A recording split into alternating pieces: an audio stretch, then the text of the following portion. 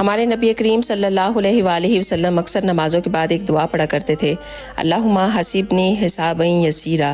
اس کا مطلب ہے اے اللہ میرے حساب کو آسان فرما دے۔ تو ایک مرتبہ حضرت عائشہ نے آپ کو اس دعا کو پڑھتے ہوئے سنا تو انہوں نے پوچھا یا رسول اللہ، حساب کے آسان ہونے کا کیا مطلب ہے؟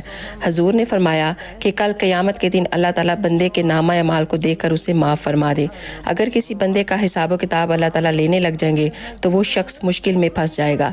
تو دوستو، مرنا تو ہم سب نے ہی ہے، قبر کا عالم ہے، میدان محشر کا منظر ہے۔